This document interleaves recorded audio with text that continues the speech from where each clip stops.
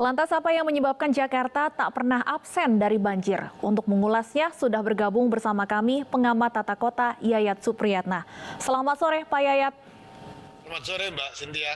Baik Pak Yayat, dua hari terakhir banjir kembali melanda wilayah ibu kota. Sebenarnya ini hanya karena intensitas hujan ekstrim atau ada masalah lain yang belum terselesaikan? Dua faktor. Pertama jelas faktor hujan. Jakarta jelas dengan ancaman hujan intensitas tinggi dengan durasi pendek itu juga menjadi masalah. Hujan dengan durasi sedang, hujan dengan intensitas sedang, dengan durasi waktu yang cukup panjang, ini juga menjadi masalah. Karena apa? Kapasitas kemampuan tata air kita memang sudah buruk. Kemudian resapannya juga semakin berkurang. Jadi dua faktor inilah menjadi penyebab utamanya. Jadi sekali lagi, kita harus bisa memaklumin situasi dan kondisi ini jika memasuki musim penghujan. Apalagi dengan informasi yang cukup baik yang diberikan BMKG, itu sudah menjadi early warning system.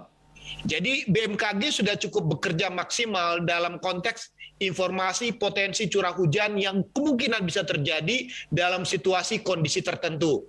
Misalnya contoh, dalam 2 hari terakhir ini BMKG sudah menginformasikan ada potensi hujan ekstrim, ya mulai tanggal 18, 19 sampai dengan tanggal 20. Ini menjadi peringatan sebetulnya bagi warga Jakarta bahwa sampai sekarang Jakarta belum bisa atau belum mampu mengatasi masalah banjir atau genangan.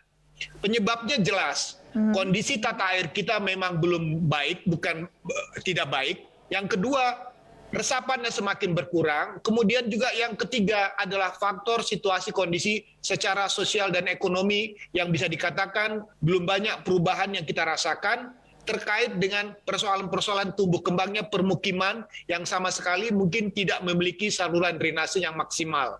Jadi sekali lagi saya mengatakan dua faktor yang penyebab, yaitu faktor curah hujan yang tinggi dan kedua situasi bentang alam Jakarta yang memang semakin sulit untuk kita kendalikan. Inilah penyebab utamanya mengapa setiap memasuki musim penghujan, khususnya curah hujan di atas 100 mm dalam kategori hujan lebat atau hujan sangat lebat, ini sudah sulit menolak Jakarta dari ancaman banjir maupun genangan.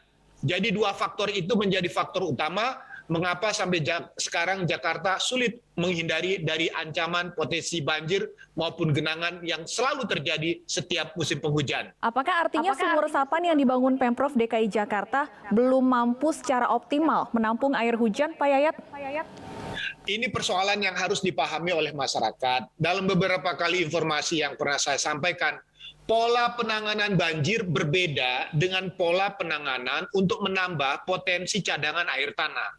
Sumur resapan itu bagus dalam konteks untuk mampu menanggulangi potensi genangan dalam skala yang mungkin tidak terlalu besar hujannya, dan kemudian kemampuan kapasitasnya pun sangat tergantung kepada kondisi tanah di Jakarta. Tanah Jakarta ini bisa dikatakan kondisinya sudah jenuh air, apalagi wilayah Jakarta Utara dan wilayah Jakarta Pusat. Tanahnya tanah aluvial, di mana intensitas kemampuan meresapkan air itu sudah tidak maksimal begitu. Kemudian yang kedua, ini kondisi ini ya, kalau penanganan banjir itu tidak bisa dengan spot-spot tertentu, dia harus terintegrasi, merupakan satu sistem pengendalian air menyeluruh. Dan yang terjadi kalau hujan itu kan tidak spot-spot ya, tidak turun per kelurahan atau kecamatan. Seperti yang terjadi 2 hari terakhir ini kan menunjukkan bahwa lingkup wilayahnya itu Jabodetabek. Jadi potensi kemungkinan seluruh Jakarta kemungkinan terendam atau tergenang air itu bisa terjadi. Dan tingkat keparahan dalam konteks misalnya drainase, kemudian kemampuan resapan yang berkurang, kemudian ditambah dengan faktor penurunan permukaan tanah, inilah yang menyebabkan situasi yang berbeda antara wilayah yang menyebabkan genangan atau banjirnya pun juga berbeda. Di satu sisi misalnya yang cukup baik, mungkin tidak terlalu lama genangannya. Tapi di sisi tempat lain, di mana kondisinya sudah cukup parah, di mana drainase tidak maksimal, resapannya juga tidak ada, kepadatannya juga sudah cukup tinggi, itu akan lebih parah lagi. Jadi potensi penurunan atau penyusutan air itu akan tergantung kapasitas sistemnya. Ada yang cepat, mungkin ada yang lama. Ada yang mungkin sekitar 1 jam sudah hilang, tapi mungkin ada yang beberapa hari baru dia surut ataupun genangan banjirnya berkurang. Jadi pemetaan itulah yang harus kita kategorikan, dan sudah dikatakan tadi bahwa ada lebih dari 70 RW Jakarta yang bisa dikategorikan sebagai wilayah yang memang sangat rawan. Nah, pemetaannya, apakah wilayah-wilayah tersebut terus-menerus terkena masalah banjir? Kalau memang wilayah tersebut terus-menerus terkena masalah banjir, memang persoalannya adalah terletak pada situasi kondisi wilayah setempat. Nah, yang menjadi tantangan bagi kita adalah kita petakan tidak mendalam penyebab masalahnya. Kalau penyebabnya adalah drainase, otomatis drainasenya kita maksimalkan. Kalau tidak ada, bantu dengan pompa. Tapi kalau terkait dengan topografi, memang daerahnya merupakan cekungan, kemudian memang kondisi pemukimannya memang lebih rendah dari batas permukaan air yang ada, itu memang agak sulit, kecuali ada relokasi atau pemindahan. Atau situasi kondisi di mana kawasan-kawasan tersebut memang sudah mengalami penurunan permukaan tanah, di mana fungsi drainase pun juga tidak bisa maksimal lagi untuk menjalankan fungsinya.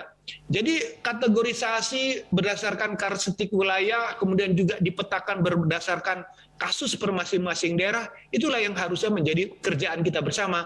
Seperti kita lihat pada gambar berikut ini, kan jelas bahwa cara yang paling cepat sekarang, yang paling efektif adalah banyakin pompa. Pertanyaannya, di setiap daerah bisa nggak dengan cara penanganan pompa? Atau dengan cara membuat wilayah-wilayah itu diperbaiki sistem tata airnya. Jadi pola penanganannya tidak seragam, karakteristiknya berbeda pada satu daerah dengan daerah yang lain.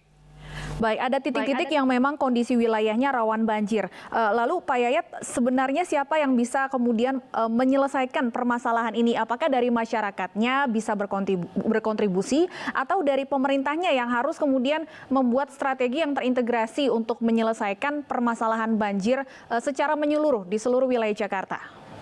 Ya, ini menarik. Pendekatan banjir kan ada dua ya, pendekatan struktur dan non-struktur. Struktur itu tadi, misalnya membuat tanggul, membuat bendungan, atau membuat retention pond, kolam air, dan sebagainya. Itu pendekatan struktur. Yang non-struktur itu adalah pendekatan berbasis kepada gerakan, peran serta masyarakat.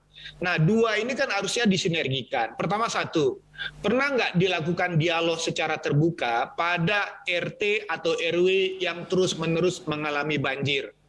Ruang dialog dibuka. Kira-kira apakah warga setempat rela tidak misalnya untuk dipindahkan misalnya? Kalau misalnya mengatakan tidak ada pilihan lain Pak, kami tetap di daerah sini karena memang beginilah sejarahnya kami tinggal, ini aset kami, otomatis berarti keinginan pemerintah untuk mengatasi banjir dengan keinginan masyarakat berbeda. Nah, harusnya pemerintah melakukan pendekatan.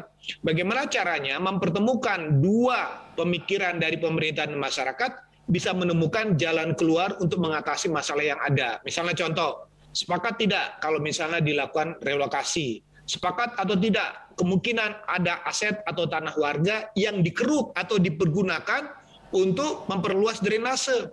Atau ada kemungkinan kesepakatan, misalnya contoh untuk meninggikan bangunan misalnya, jika terjadi situasi banjir dan sebagainya. Itu pilihan-pilihan jika warga tetap ingin tinggal di tempat tinggal lamanya. Yang kedua misalnya, ada nggak dialog misalnya kesepakatan bagi warga yang memang sudah rela karena tidak kuat dengan masalah banjir ini untuk direlokasi, untuk dipindahkan. Nah, tanpa ada sinergi pendekatan pemerintah dengan masyarakat melalui dialog, kemudian menyusun program dalam jangka setahun, 2 tahun, 3 tahun, sampai 5 tahun, baru disitulah yang bisa katakan bisa mengurangi. Banjirnya mungkin tidak bisa dihilangkan, tapi potensi kerugiannya atau lama genangannya bisa dikurangin waktunya lebih cepat. Baik, harus ada dialog dengan masyarakat sebelum pemerintah menyusun program secara jangka pendek maupun jangka panjang. Terima kasih Pak Yayat Supriyatna, pengamat tata kota sudah bergabung bersama kami di Ini Sore.